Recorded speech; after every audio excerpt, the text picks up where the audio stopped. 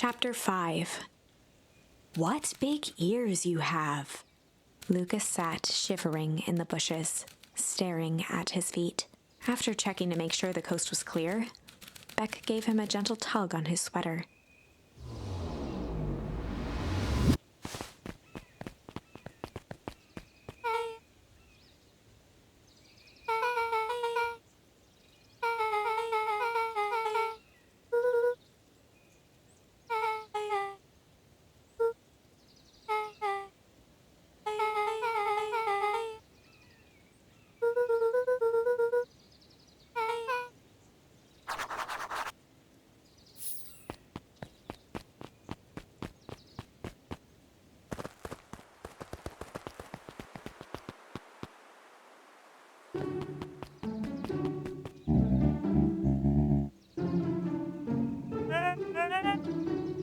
The clipboard finished writing with a scratchy flourish and looked up.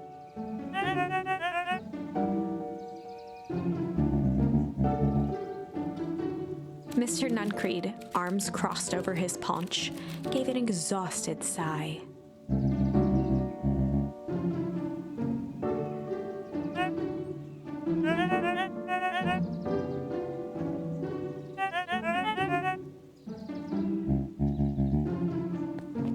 He snatched the pad and scribbled his name so hard the pen nearly snapped.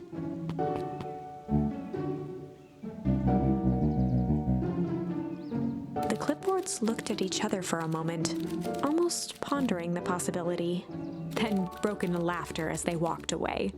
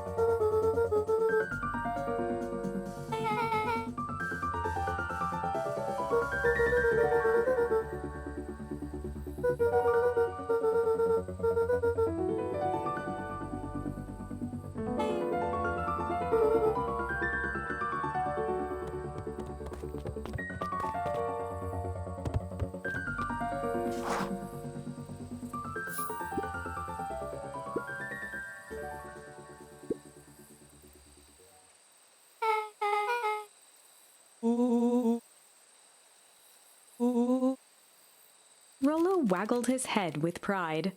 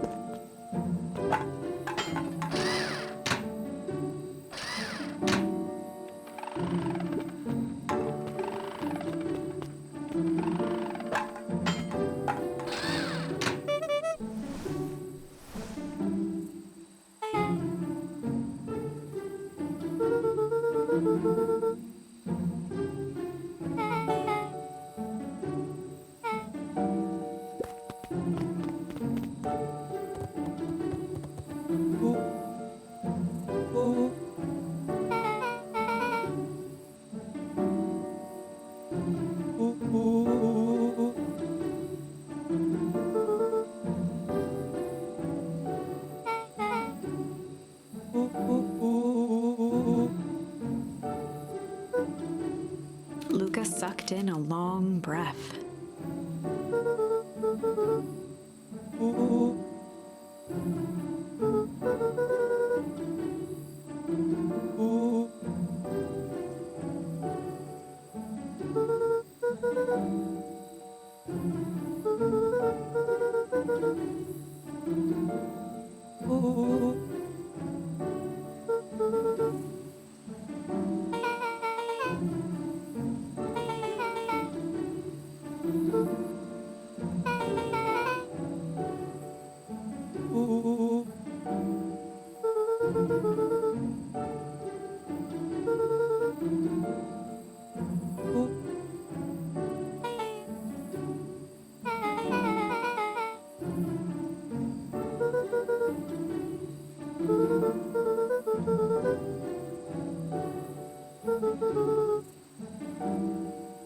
Rollo let out a low whistle.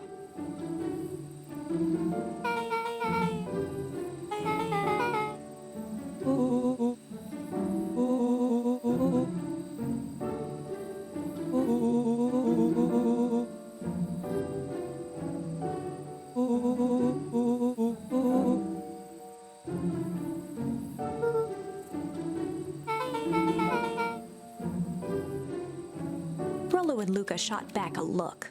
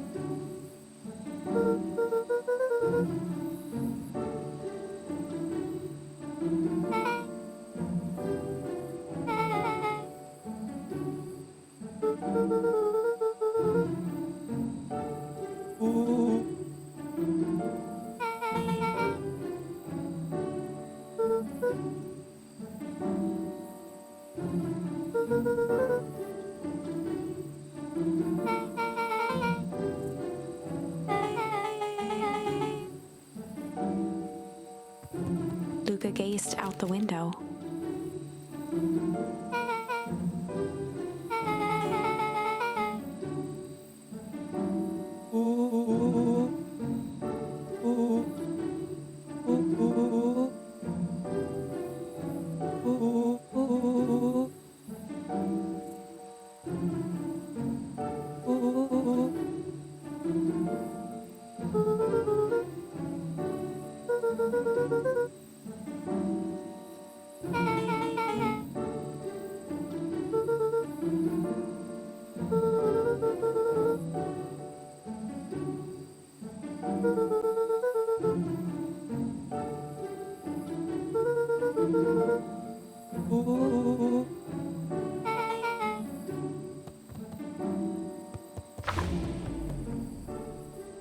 Chapter 6.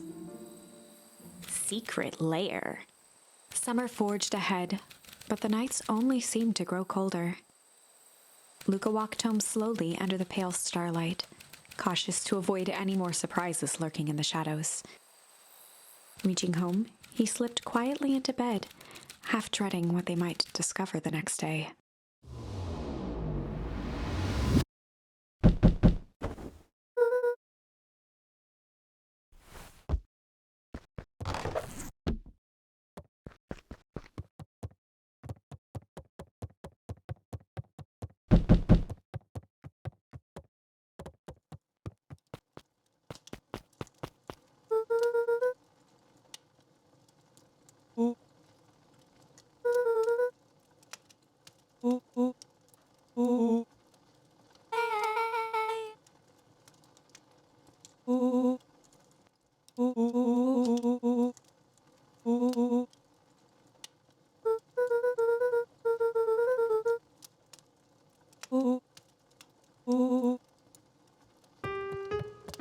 Luca and Beck rolled their eyes as Rollo strutted across the room.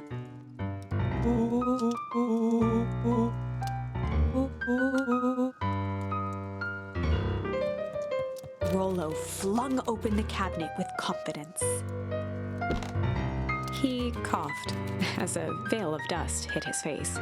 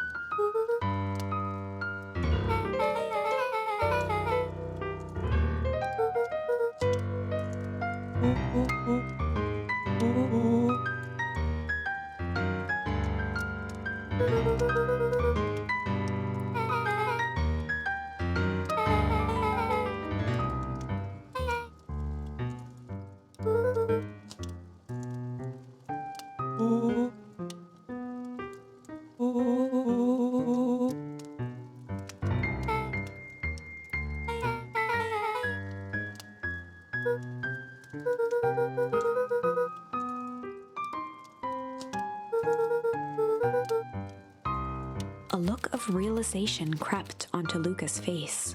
All three kids snapped to glance at each other, then sprinted in turn toward the kitchen.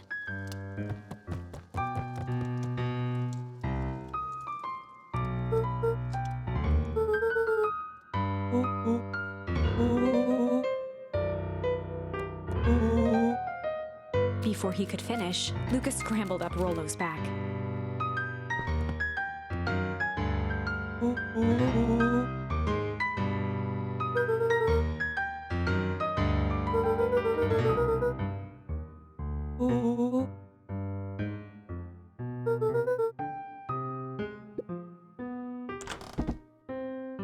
The three crowded around the hutch to peer in.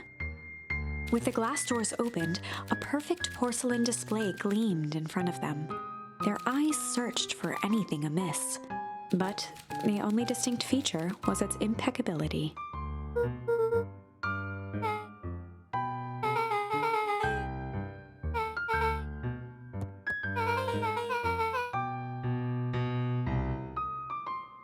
As Beck pulled on one of the teacups, it slanted forward with a hollow click. The entire hutch began to rustle and slide under its own power.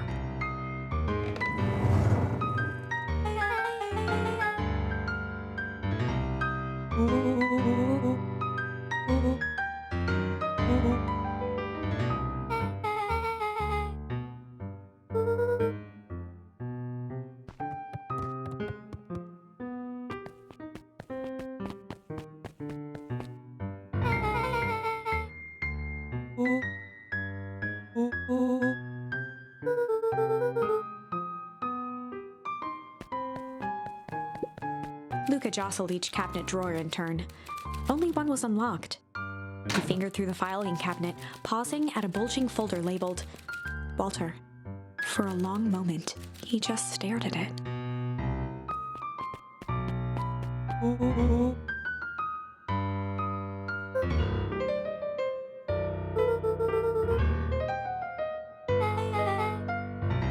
Luca nodded and caressed the label with his thumb.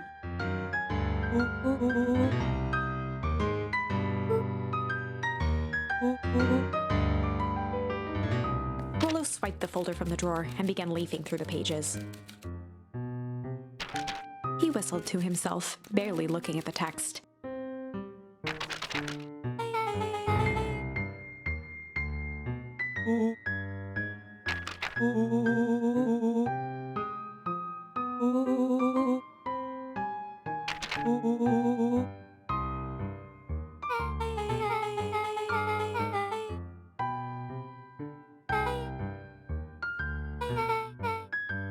He stopped at a page and mimed, holding up a monocle.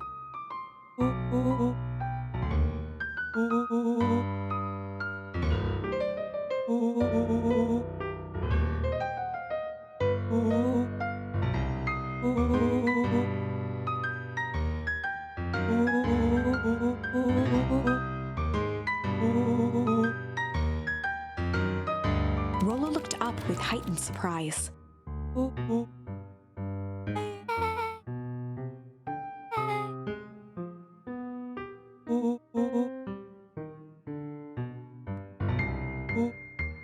Rollo's finger traced across the page.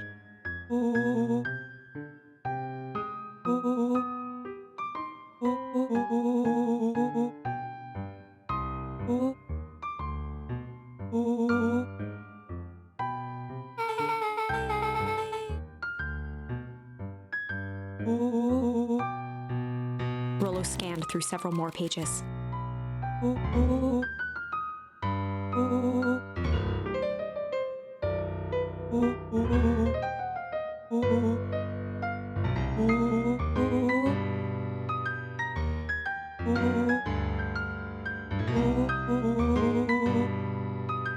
Luca, staring blankly at the cabinet this whole time, spoke softly. Rollo rustled the folder, trying to loose more pages.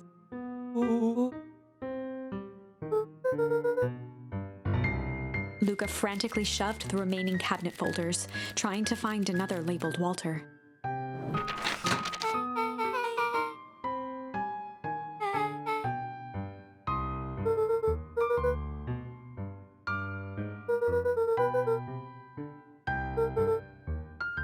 Luca slammed the drawer shut. A spider web of string connected photos of people from the town, interspersed with hastily scrawled notes.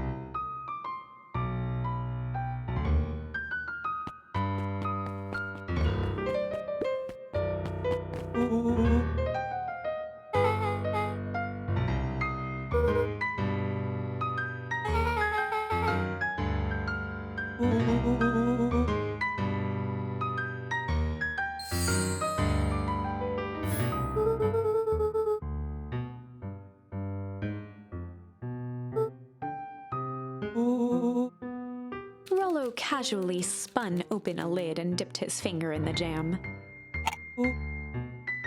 He smacked his lips.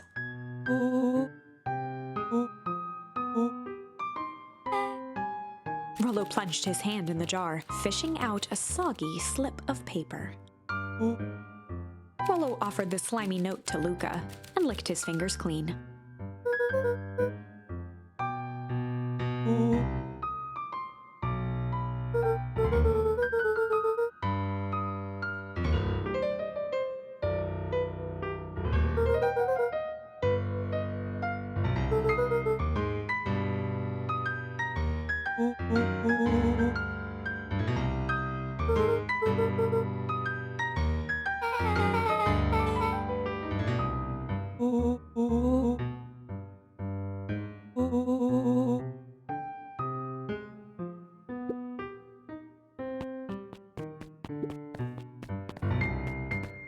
They crowded around a worn-down old map of Beacon Pines.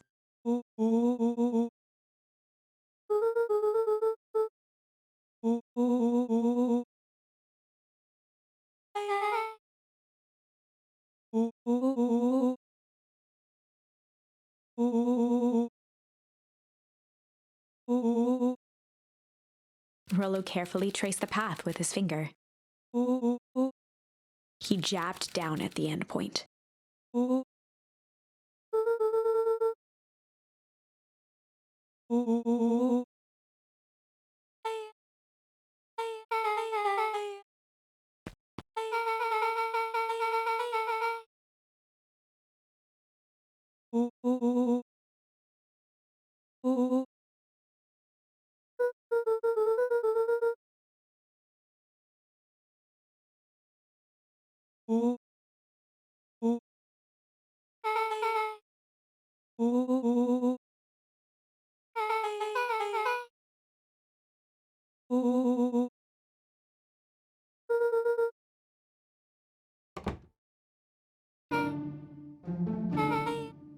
Luca looked up from the map.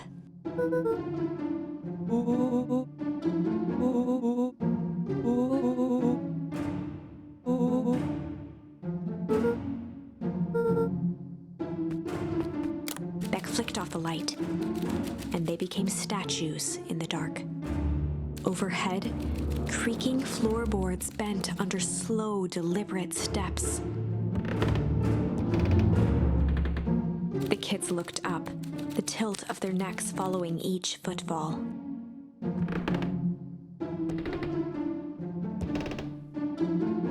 Then suddenly, it stopped.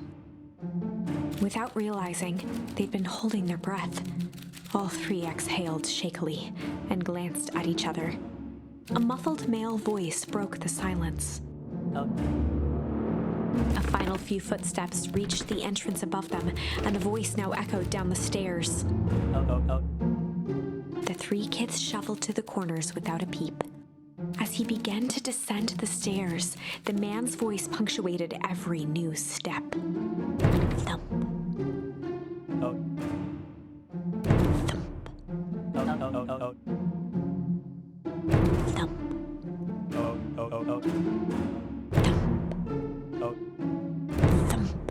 At the bottom step, the man paused, squinting to search the room for signs of life.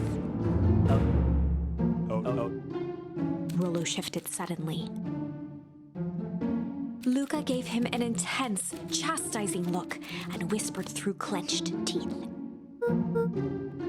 It was too late. Rollo was already inching toward the stairway. He screeched as he charged toward the shadowy figure.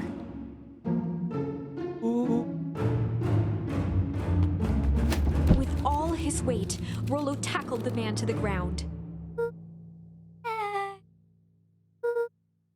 From the dark corner, they saw something move.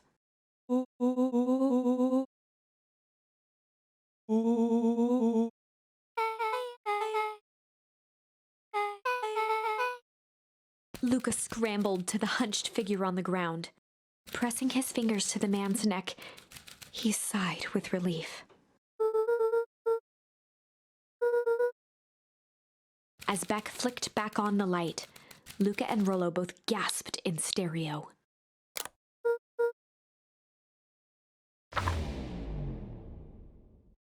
Chapter 7 The Interrogation of Hiram Tolliver.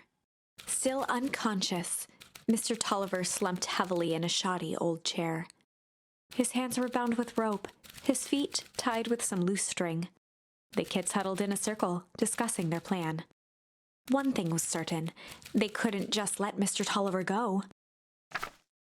They needed to know what he was doing in Luca's house. After some deliberation, it was decided.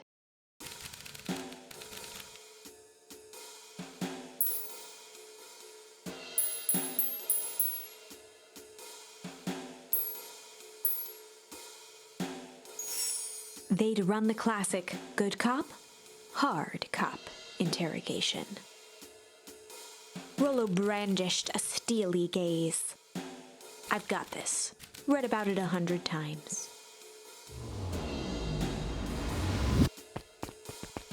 Rollo swaggered past the chair which propped up the slumping Hiram Tolliver. Without even looking at his captive, he began with a long, blustery drawl. Mr. Tolliver remained motionless. Rollo spun around to face him. He'd clearly expected to rouse Mr. Tolliver with his booming voice. Beck and Luca gave each other an unsure glance. Rollo slammed his fist on the table. He grabbed the table lamp and beamed it onto the unconscious face. Mr. Tolliver groaned and slowly lifted his head. He recoiled with a muddled, weary squint. The chair wobbled as he attempted to straighten up. Mr. Tolliver could only make out rough shapes through the glaring light. With a gruff tone, Rollo hoped to both conceal his voice and intimidate.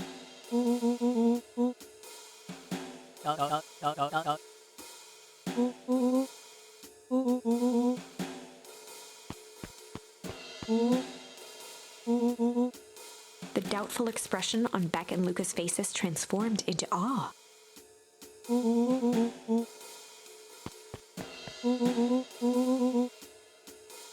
Rollo, hitting his stride, was now channeling every detective trope his memory could recall. He slammed the table again. Mr. Tolliver's voice became desperate. He was nearly in tears.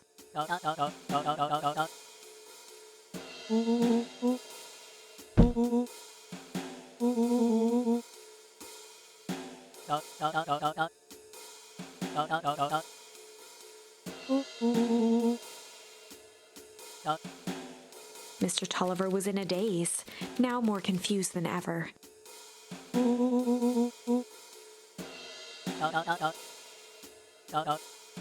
He shook his head, feeling more and more dizzy.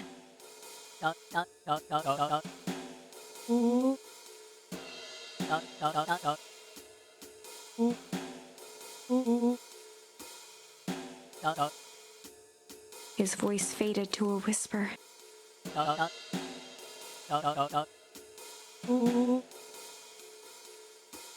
With that, Mr. Tolliver passed out cold.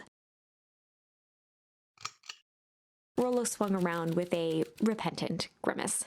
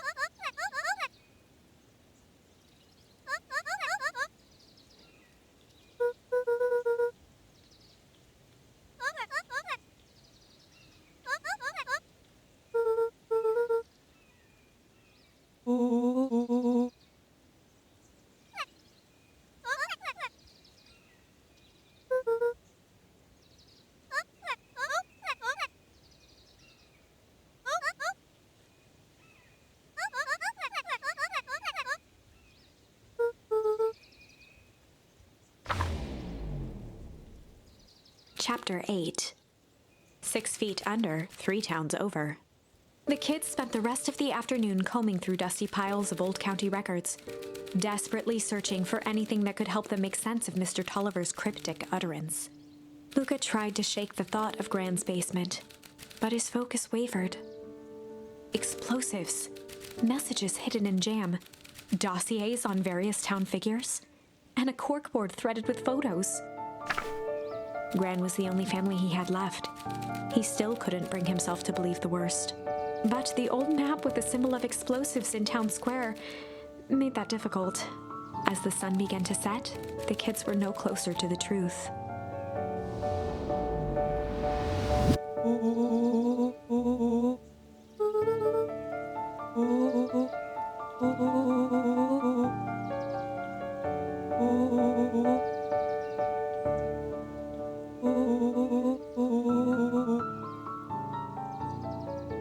Rollo shut his book with an assertive nod.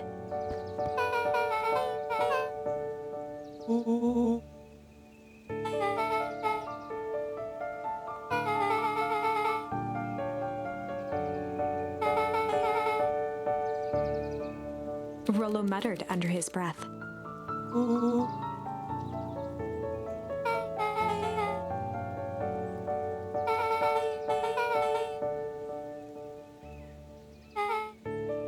Beck slammed her finger down on the open page before glancing down to read.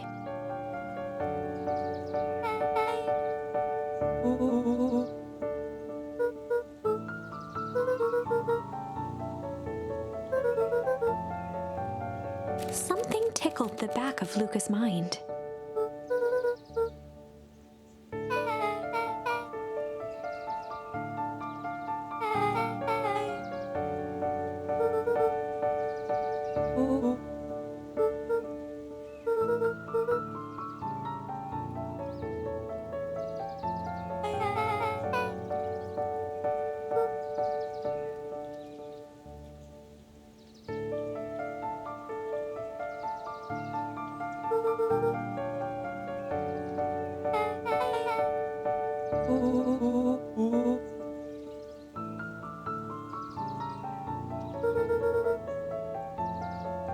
The question hung in the air.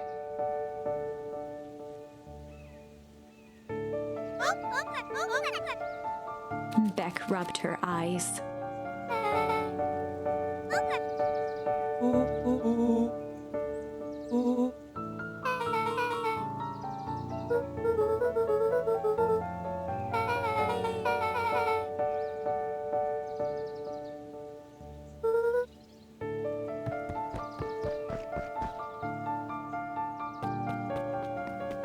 Luca's heart was pounding as he approached the house.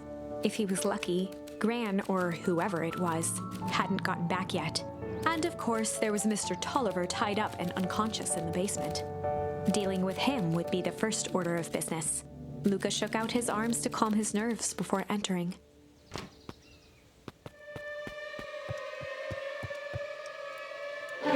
He held perfectly still, tempering his breath, and listened closely. She was asleep.